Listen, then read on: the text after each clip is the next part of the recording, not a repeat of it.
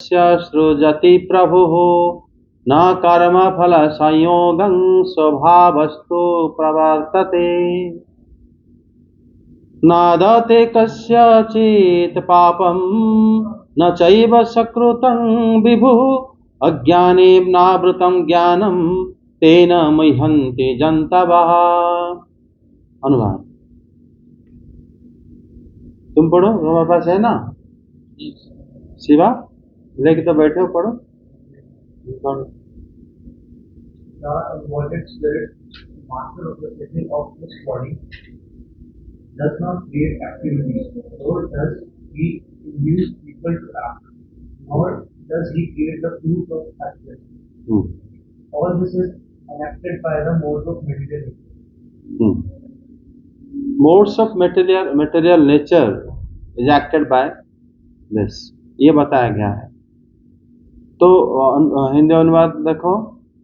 शरीर रूपी नगर का स्वामी देहधारी जीवात्मा ना तो कर्म का सृजन करता है, ना लोगों को कर्म करने के लिए प्रेरित करता है, ना ही कर्म फल की रचना करता है। यह सब तो प्रकृति के गुणों द्वारा ही किया जाता है। मतलब जीव कुछ नहीं करता, लेकिन जीव को दंड जरूर मिलता है अगर गलती करेगा तो, लेकिन वो करता कुछ नहीं है। यही बताया गया ना कि जीव जो है, यहां पर ये बताया गया है कि जो लोकस्य न कर्तृत्वम, कर्तृत्व नहीं करता, कुछ काम नहीं करता, न कर्म फल संयोगम, कर्म फल की संयोग को भी वो प्रवृत्त नहीं करता। सृजति तू किंतु स्वभावः प्रवर्तते, किंतु वो ना तो मतलब कर्तृत्व, ना कर्म, ना कर्म फल के संयोग सृजन करता है। आपको जो फल मिलता है वो आपने नहीं बनाया।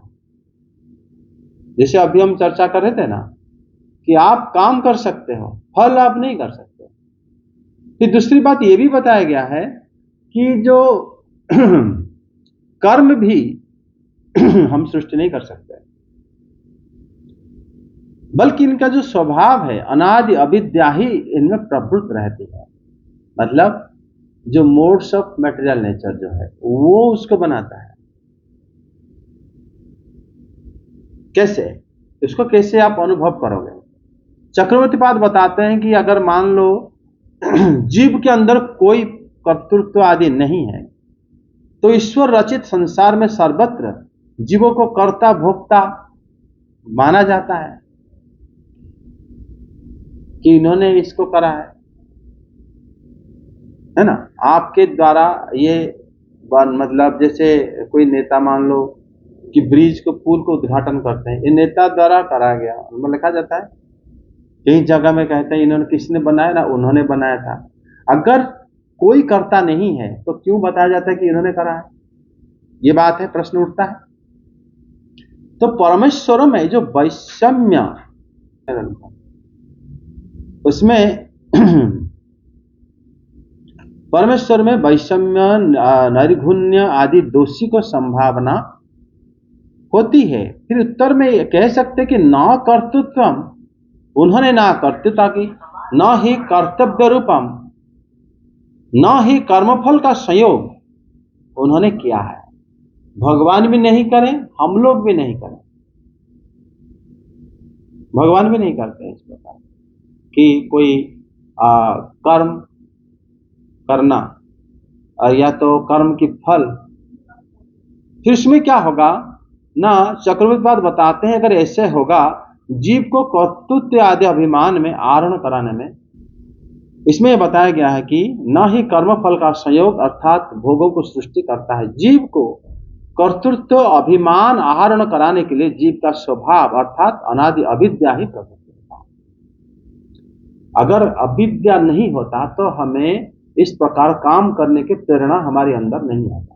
ये कहने का मतलब है इग्नोरेंस, जिसको कह सकते हो अज्ञानता। विद्या और अविद्या, अज्ञानता से ही हम लोग क्या करते हैं ना, उसमें काम करते हैं। ज्ञान से काम नहीं होता। तो हम उसको करके दे सकते हैं, अगर कुछ बताएंगे। अब के जैसे कौन सा काम तुम कह रहे पता नहीं? ये फोन में अगर हमें कुछ करना है, लेकिन फोन चलाना ही नहीं आता, हम उस पर ज्ञान नहीं, हम अज्ञान है तो हम उसको कुछ कर ही नहीं पाएंगे। लेकिन फोन में नहीं कर पाओ, लेकिन फोन पूछ के सीख तो पाओगे, ये भी तो कर्म है।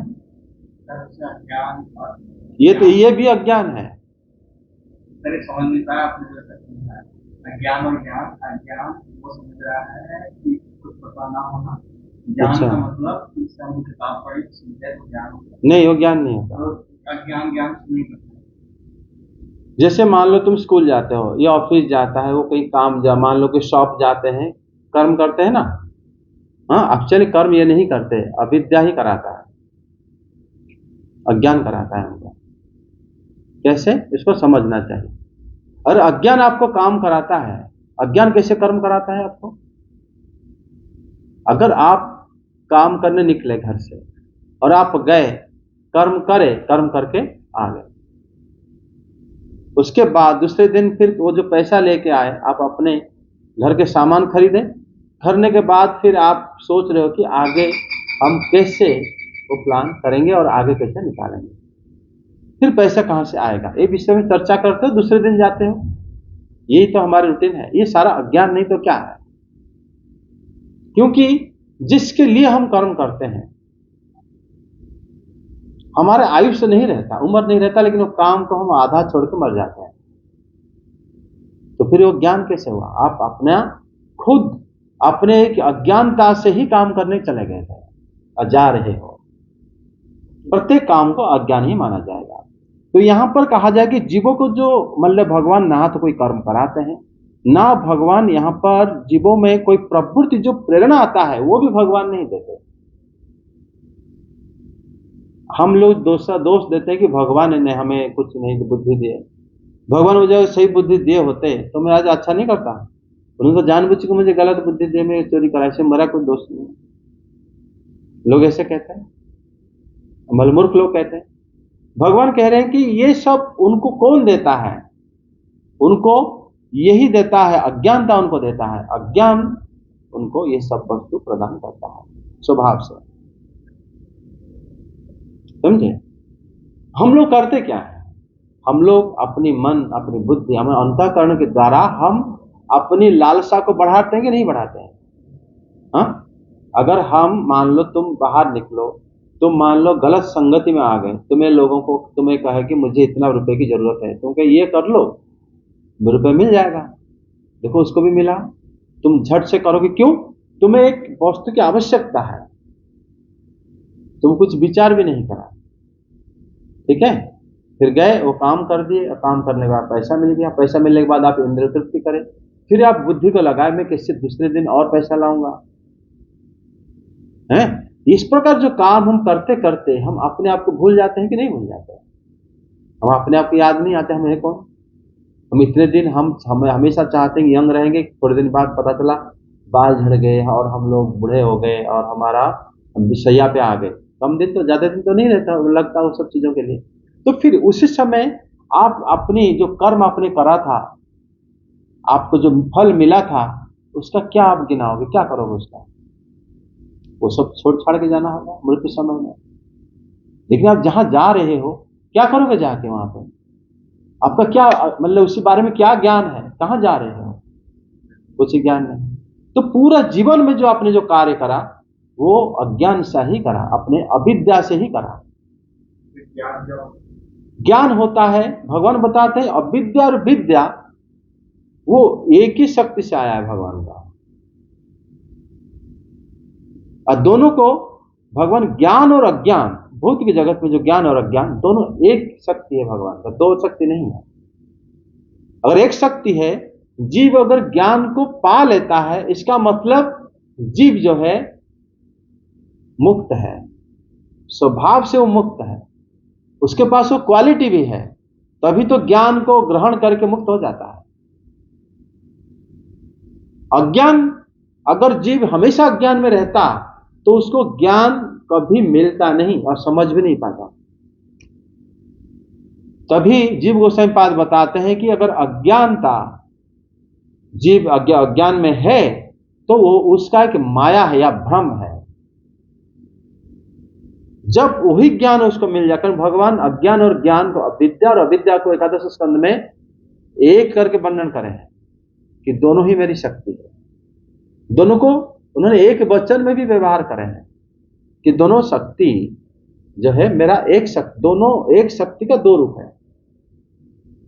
अगर जीव को ज्ञान मिल पाता है या विद्या जीव आराम से ले पाता है, मोक्ष हो जाता है, मुक्त के अधिकारी हो जाता है, इसका मतलब वो जीव स्वभाव से मुक्त है, वो बद्ध नहीं है, स्वभाव से मुक्त है। वो अगर मुक्त है, ये जो काम वो करता है मुक्ति के अलावा, वो उसका एक भ्रम है, कि माया है, वो अज्ञान है।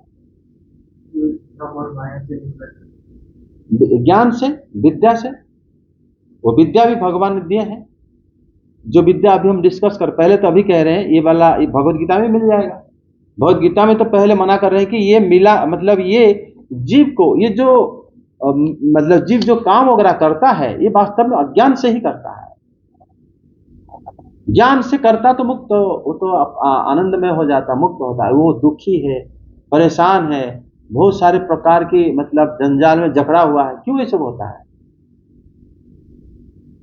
सिर्फ हम नहीं, प्रत्येक लोग, क्योंकि हम लोग जो पढ़े सृष्टि तत्व, वो अपने आप महत्त्व, अहंकार, फिर इंद्रियां, उनके देवता, फिर उसके बाद धीरे धीरे पृथ्वी जल आकाश वायु में बंध गया ना पूरा अच्छी तरीके से। फिर वही वस्तु देखेगा, वही वस्तु चाहेगा, वही वस्तु पाने की इच्छा करेगा, उसी के लिए कर्म करेगा। पूरा माया में फंस गया अंदर वो। पहले महत्त्व भगवान ने सृष्टि करे, जो भागवत में था। फिर अहंकार आया, अहंकार से हमारा देवता लोग आए, है ना, हम जो शरीर में वास करते हैं, हमारी इंद्रियां, सेंसेस जो देख सकते हैं, सुन सकते हैं, ये सब वहीं से आया। ठीक है। उसके बाद पृथ्वी जल आकाश वायु ये आए, फिर हम शरीर में बंध गए।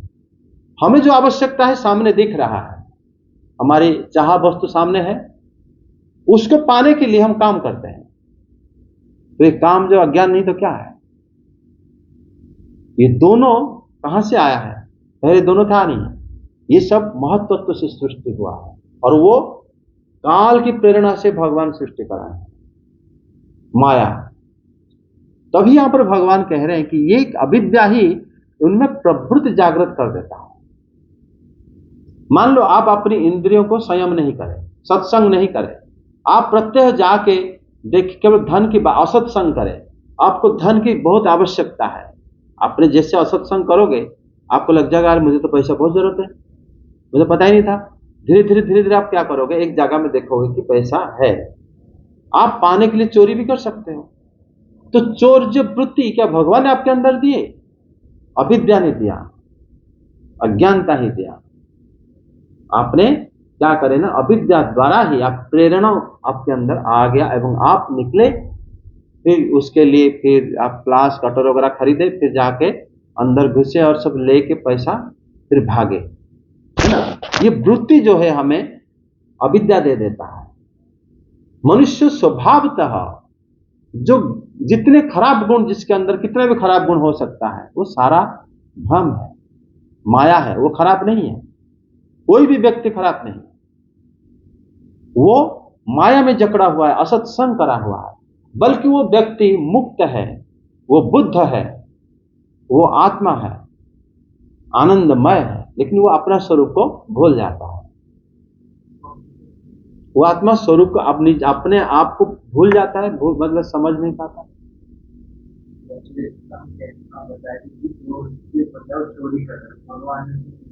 लेकिन अगर देखा जाए तो कैसे भगवान नहीं करना, भगवान चाहते तो उसको माता पिता को इसका अमीर करते, वो उसे इतना जोड़ जाते, तभी उसे चोरी करने की जरूरत नहीं पड़ती। भगवान ये नहीं कर सकते? नहीं, क्योंकि अमीर जो है वो भी भगवान नहीं कराते हैं। अमीर भी एक ऐसा शब्द है, मान लो ये भौतिक जगत में जो सोना हो, रुपया हो, वो सब, रुपया कागज होता है, सोना भी एक पत्थर होता है, मिट्टी से उत्पन्न है वो, है ना। वो सब को लेके आप अमीर हो गए। क्यों? दूसरे लोग उसी को ही अमीर समझते हैं, इसलिए आप अमीर हो। अन्यथा वो वस्तु में क्या है कि आप अमीर हो गए? बताओ, उस वस्तु अगर आप बहुत कुछ रखा है उसमें आप अमीर कैसे हो गए? और जो दिव्य ज्ञान के अधिकारी होते हैं जैसे मैत्रेय जी और विदुर जी, विदुर जी के पास देने के लिए कुछ नहीं है उनको, सिवाय प्रणाम और बातें, कृष्ण के संबंध प्रश्न करना दे सकते हैं गुरु को। मैत्रेय जी वो लेके करेंगे क्या? लेने के लिए कुछ नहीं उनके पास, जरूरत भी नहीं है। तो दिव्य ज्ञान ऐसे ही आया है। अगर हम अपने पैसे लेके एक मंदिर बनाएंगे, वहां पर बैठ के हम भजन करेंगे, हम भगवान को पाएंगे, ऐसे वृत्ति नहीं हो सकता। उल्टा आप सब छोड़ दो, जो भी आपके पास, खाली आके बैठ जाओ कि मेरे पास कुछ नहीं देने के लिए गुरुदेव, मुझे समझाओ, तो समझ भी जाएगा। भागवत ग्रहण करने का वही वास्तव में स्थिति है, वही अवस्था है चाहिए। हम क्या करते हैं, पैसा दक्षिणा लेके मंदिर में दी और वहां ज्वाइन करके कि हम यहाँ भक्ति करेंगे, या तो एक मतलब धाम में घर बना दो और वहां पर भजन करो, या मंदिर से जाके सेवा करो, वहां पर भजन करेंगे, भक्ति। ऐसा नहीं होता।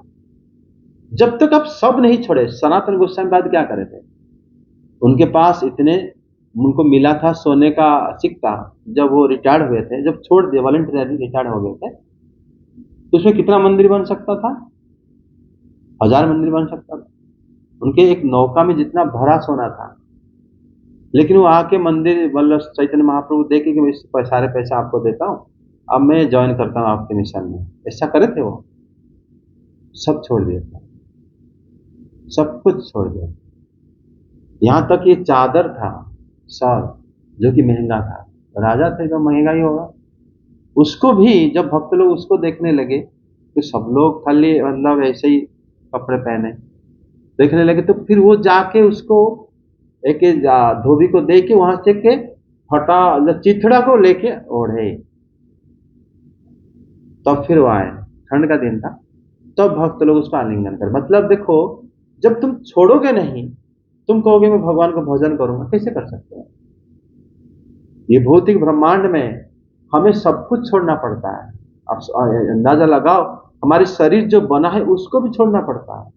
अब भगवत ज्ञान, ब्रह्म ज्ञान कैसे मिलेगा, कैसे प्राप्त होगा? तो हम अपना छोड़ने की वृत्ति नहीं है हमारे अंदर, भोगने की वृत्ति है। बाबा मतलब हम जो शब्द आजकल ऐसे हो गया है कि जो कोई महात्मा है तो उनके सामान इतने सारा है, उनका घर उतना बड़ा है, तो फिर वो उनके पास जाके हम बैठ के ब्रह्म ज्ञान कैसे सीखेंगे ना, वो कैसे सिखाएंगे? हम भी अपना घर छोड़ के गए हैं कि महाराज में टाइम हो गया, मेरा बहुत काम है, मैं जाऊं, कल फिर अगले हफ्ते आ जाऊंगा, फिर बाकी ज्ञान मुझे तब सिखा देना। जबकि विदुर जी जब उद्धव जी से मिले थे, रात भर वहीं बैठे, वहीं से शुरू हो गया उनका सत्संग, और कुछ काम नहीं उनका। मनुष्य जीवन का पूरा फायदा उठा रहे थे वो, वहीं से वो सब कुछ समझ गए। उद्धव जी की जो भागवत जो बताए वो श्री कृष्ण के बारे में श्रवण करके सब आत्मसात कर लिए, आत्मा में ले लिए वो सब कुछ। आजकल हम कैसे, अब मुझे याद नहीं आ रहा, वो आपने जो बताया था ना, वो 3 क्या क्या गुण है, जैसे एक प्रश्न करे थे कितने प्रकार की हमें इंद्रियां हैं, ये जब हम याद रख के करेंगे क्या? हम क्यों नहीं रख पाते? हम आत्मसात नहीं करते। आत्मसात के लिए आत्मा की व्यतिरिक्त कुछ नहीं होना चाहिए हमारे पास, ना हमारे वस्त्र, ना हमारे पास कोई धन, कुछ नहीं होना चाहिए। अगर कुछ नहीं है, जिसके पास ब्रह्म ज्ञान है उनके पास जाके हम सीख सकते हैं। और वो भी ऐसे महात्मा जो तुमसे लेने के लिए भी उनके पास कुछ जरूरत भी नहीं पड़ता, वो लेके करेंगे क्या? सिर्फ तुम्हारे आत्मसमर्पण ही उनको आवश्यकता है, फिर वो तुमको सब कुछ ज्ञान दे देंगे। जैसे मैत्रेय जी दिए थे। सुखदेव गोस्वामी देखो, श्रीमद् भागवत में जब श्रवण करे, क्या लेके गए? राजा उल्टा सब कुछ किसी और को दान कर दिए थे, गुरुदेव को नहीं, क्योंकि वो गुरु चाहिए नहीं उनको। अगर चाहिए होता, देवराज इंद्र जो हमारे भागवत महात्म्य में बताया गया ना, कि जब वो लोग बोले कि आप भागवत सुनाओ, और हम अमृत देंगे आपको। तो सुखदेव गोस्वामी मना करके नहीं, जरूरत नहीं, भागवत के बदले में अमृत नहीं ले सकते। अमृत देवताओं की सबसे उपादेय वस्तु, सबसे महंगी वस्तु है, बहुत मेहनत करके उसको निकाला था। सोना चांदी तो सस्ता है, अमृत बहुत महंगा है, इसलिए हम देंगे, आप भागवत हम सुनाओ। सुखदेव उसे मना करके, आप अमृत भी चाहिए, आपको स्वर्ग में सारे सुख सुविधा चाहिए, फिर आप कृष्ण को भी चाहिए, भागवत को कैसे हो सकता है? भौतिक वस्तु को अगर देवता लोग कहते कि हम सारे अमृत फेंक देंगे, हम देवलोक भी छोड़ देंगे, और हम सारे ऐश्वर्य त्याग देंगे, और हम भिखारी की तरह आपके पास आ रहे हैं, आप हमें सुनाओ, तब सुखदेव गोस्वामी शायद उनको बिठा देते सामने। वो तो भगवान सृष्टि, पहले भागवत सुनने से कोई सृष्टि उथल पुथल नहीं होता। ये वृत्ति अगर वो अपना लेते हैं तो सुखदेव गोस्वामी उनको जरूर, भागवत ज्ञान ऐसा है। हमारे श्री ब्रह्मदेव जब श्री नारद जी को सुनाए थे, नारद जी के व्यतीत तो किसी को नहीं सुनाए थे श्रीमद् भागवत, जानते थे कि योग्य है। और नारद जी कैसे हैं, उनका क्या घर बार है कहीं पे? कुछ नहीं उनके पास, खाली जनेऊ पहने, ब्रह्मा जी पहना दिए थे, वो भी कभी जो टूट जाता है दोबारा पहनते हैं नारद जी। जैसे रूप गोस्वामी पाद वर्णन करे थे कि एक बार नारद जी जनेऊ को तोड़ दिए थे श्री कृष्ण के प्रेम में, तो उनके अलावा उनके पास कुछ नहीं, बिना बजा के भगवान के भजन के, तो उनका घर भी नहीं है। कहां बैठेंगे जाके, मैं अभी जा रहा घर में सोऊंगा? नहीं, प्रत्येक जगह में सत्संग करते रहते हैं। वही भागवत ज्ञान के अधिकारी, और उन्होंने वेद व्यास जी को ज्ञान दिया था। वेद व्यास जी सुखदेव गोस्वामी को ज्ञान, और सुखदेव जी कैसे हैं?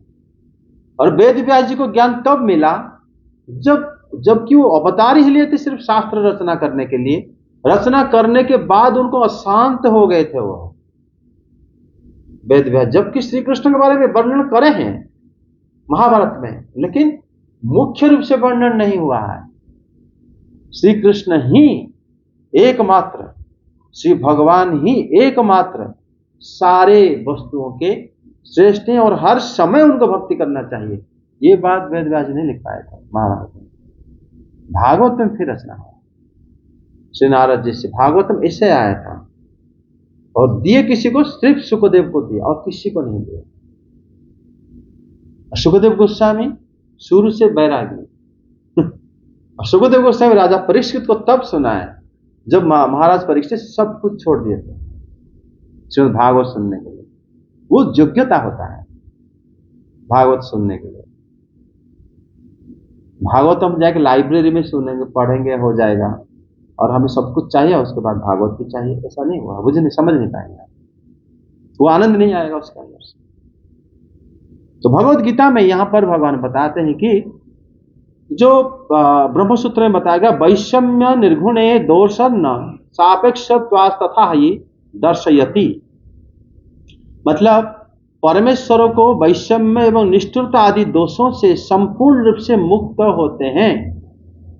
भगवान कृष्ण कभी उनको दोष नहीं दे सकते, तुम लोग कोई नहीं दोष दे सकता, क्योंकि परमेश्वर जी वैषम्य एवं निर्गुण्य, निष्ठुरता आदि दोषों से मुक्त जो होते हैं वही परमेश्वर होते हैं। ब्रह्मसूत्र कहते हैं, वेद व्यास जी लिखे, परम ब्रह्म को कभी तुम कह नहीं सकते कि इसके अंदर ये बड़ा निष्ठुर है। वो हमें तो उन्होंने कोई दया नहीं करे, उनको इतना दया करे, उनको इतना दिए, हमें नहीं दिए, ये सब भ्रम होता है, माया होता है। तुम समझे कि नहीं? धन और ऐश्वर्य ये सब भगवान क्यों देंगे तुम्हें? किस लिए देंगे? मिट्टी पत्थर को तुम जिसको लेके फिर तुम और बार जन्म लोगे, यहीं पर सड़ोगे, वही चीज देंगे तुम्हें वो जबकि वो तुम्हें जरूरत भी नहीं है। तुम जीव हो, तुम आत्मा हो, ना तो तुम्हें भूख लगता है, ना प्यास लगता है, ना तुम्हें किसी वस्तु की आवश्यकता है। ये सब तुम लेकिन इकट्ठा कर रहे हो किस लिए? और बंधने के लिए। वैसे शरीर के अंदर इतने जोर से बंधे हुए हो, फिर वहां से निकलने की सोचना चाहिए। और इसीलिए श्री कृष्ण दया करके जीवों को यहाँ पर आके सब कुछ बताए हैं, भगवत गीता प्रदान करे हैं। लेकिन हम कभी भी जाते हैं भगवान के पास, प्रभु मुझे थोड़ा इस बार थोड़ा पैसे की जरूरत है, जॉब लगा दो, बच्चों को शादी करा दो और घर अच्छे से एक चलाने दो, निरोग रखो, ये सब, और कुछ नहीं चाहिए। क्या हमेशा हम रह पाएंगे यहाँ पे? ये नश्वर शरीर को हमेशा उसको ईश्वर की तरफ, मतलब ईश्वर को हम जाके आराधना करते हैं, ये कभी नष्ट ना हो। भगवान क्या करेंगे बताओ? इसलिए सृष्टि तत्व, भागवत तत्व को समझाते हैं कि महत तत्व से कैसे सृष्टि हुआ है। यहां पर भगवान काल रूप में विद्यमान है और तुम लेकिन कालातीत हो। इसको बात को समझो, समझने के बाद तुम मुक्त हो जाओगे। शरीर से क्या मतलब है? तुम फिर हमेशा आनंद में रहोगे। ये बात जो है भगवान बताए हैं। और यहाँ पर चक्रवर्ती पाद मतलब हाँ, इसमें आते हैं कि जीव स्वभाव से है अनुरूप ही परमेश्वर जीवों को कर्म में प्रवृत्त कराते हैं। हमारे स्वभाव के अनुसार हमको काम मिलता है। ठीक है, जैसा तुमने स्वभाव है, जिस घर में तुम पैदा हुए हो, जिस प्रकार तुम्हारे आस पड़ोस, तुम्हारे दोस्त, तुम्हारा स्वभाव ऐसा ही है और तुम्हें उसी अनुसार कर्म मिल जाता है। वो कर्म तुम्हें अज्ञानता व अविद्या देता है। प्रकृति, त्रिगुणमयी प्रकृति तुम्हें कर्म प्रदान कर ही देता है और तुम्हें कर्म में अच्छा भी लगता है। लेकिन ईश्वर इस स्वभाव को पलट देने में समर्थ होने पर भी ऐसा नहीं करते। इस प्रकार वे सभी अवस्थाओं में विषम्य रहित हैं। भगवान विषमता में नहीं रहते हैं, वो समभाव में रहते हैं।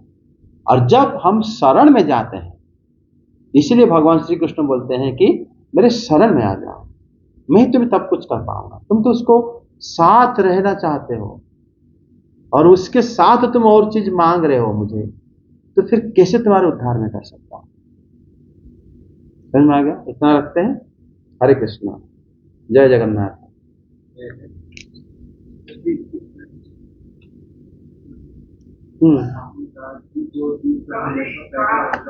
प्रणाम।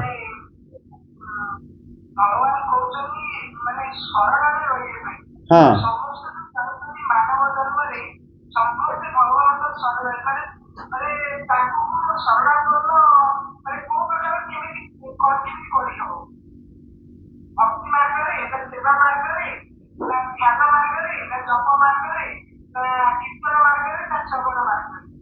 देखो भगवान को शरण जीवा पाई हेले आम्भे माने आमर जो भगवत गीतार अंतिम श्लोक से भगवान कहते शरण जीवा पाई हैला। और आपण जो कहते भक्ति, भक्ति कौन सी तो कर्म नुह, एवं जिते आपण कहते श्रवण कीर्तन स्मरण बंदन पूजन आदि जो क्रिया, ये भक्तिर गोटे गोटे अंग। भक्ति तो तेबे आरंभ हुए जितेबले आमे शरण जाई सारी थांती। बिना शरण रे जाई आमे भक्ति करंती नाही, आमे कर्म करंती। जदि आपणकर भोग आसक्ति अच्छी, घर धन पुओ झियो लोभ अच्छी, तापरे आपण जदि कहउचंती मु श्रवण कीर्तन करूची किंतु मोर आसक्ति जाई नाही, आमे जहाँ भी करूचंती सेटा गोटे गोटे प्रकार कर्म बोली बुझिवा को हबो। किंतु जेतेबेले आमे भगवान को शरण रे जानती सेतेबेले भक्ति आरंभ होता है। शरण जीवा पाई आमे भगवत गीतार अंतिम श्लोक पर्यंत जीवा उचित। सर्वधर्मान परित्यज्य माम एकं शरणं व्रज। सेतेबेले आमे विषय भल भाव रे चर्चा करिबा। देखो ये प्रश्न उनका है कर्ण जी के ऊपर। शिवा बताओ ये प्रश्न क्या करे, उत्तर क्या होगा?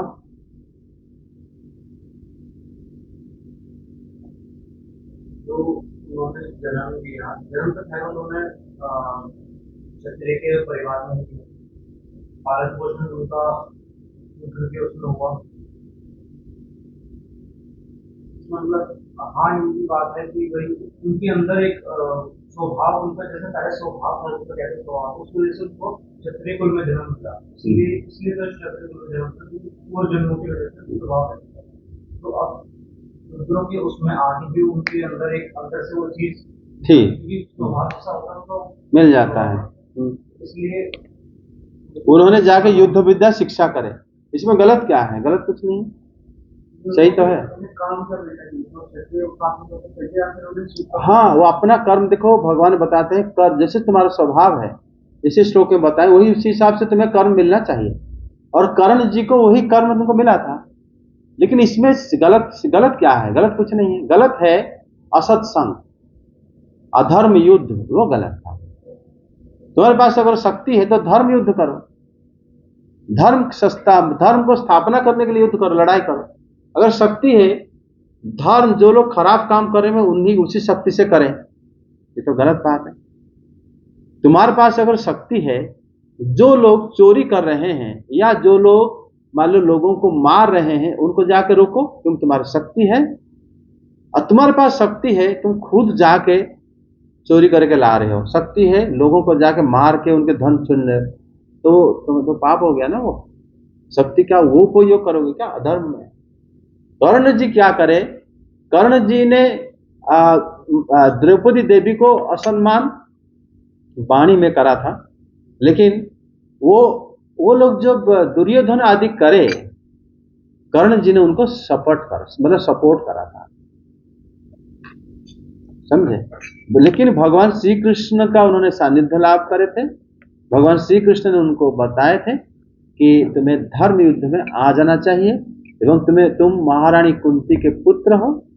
तो इस इत्यादि उनका परिचय पाने के बाद फिर उनका मृत्यु यशस्वी हो गया। मृत्यु के समय उनको सब कुछ याद भी आया और भगवान को स्मरण करते शरीर छोड़ गए। जय श्री राधे।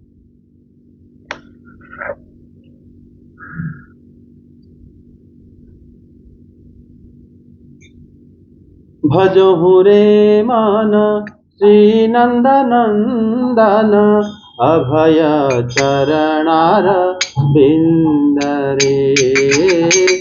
भजहु रे मन श्री नंद नंदन, अभय चरणार बिंद रे। दुर्लभ मानव जन्म सत्संगे, दुर्लभ मानव जन्म सत्संगे, करहो रे भव सिंधु रे, करहो रे भव सिंधु रे। भजहु रे मन श्री नंद नंदन, अभय चरणार बिंद रे। भजहु रे मन श्री नंद नंदन, अभय चरणार बिंद रे। हरे कृष्ण कृष्ण कृष्ण हरे हरे, हरे राम राम राम हरे हरे। हरे कृष्ण कृष्ण कृष्ण हरे हरे, हरे राम राम राम हरे हरे। हरे कृष्ण कृष्ण कृष्ण हरे हरे, हरे राम राम राम हरे हरे। हरे कृष्ण कृष्ण कृष्ण हरे हरे, हरे राम राम राम। हरे कृष्ण कृष्ण कृष्ण हरे हरे, हरे राम राम राम हरे हरे। हरे कृष्ण कृष्ण कृष्ण हरे हरे, हरे राम राम राम हरे हरे। हरे कृष्ण कृष्ण कृष्ण हरे हरे, हरे राम राम राम हरे हरे। हरे कृष्ण कृष्ण कृष्ण हरे हरे, हरे राम राम राम। हरे कृष्ण कृष्ण कृष्ण हरे हरे, हरे राम राम राम हरे हरे। हरे कृष्ण कृष्ण कृष्ण हरे हरे, हरे राम राम। हरे कृष्ण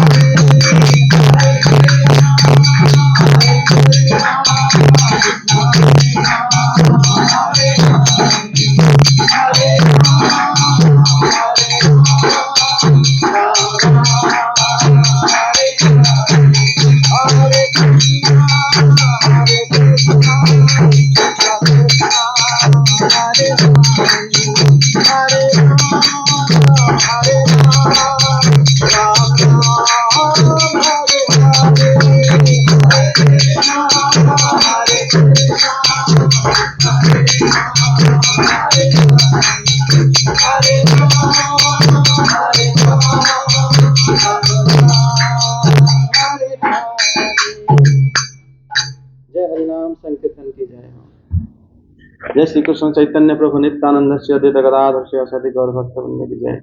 जय श्री बलदेव, जय श्री सुभद्रा, जय श्री जगन्नाथ सुदर्शन देव की जय।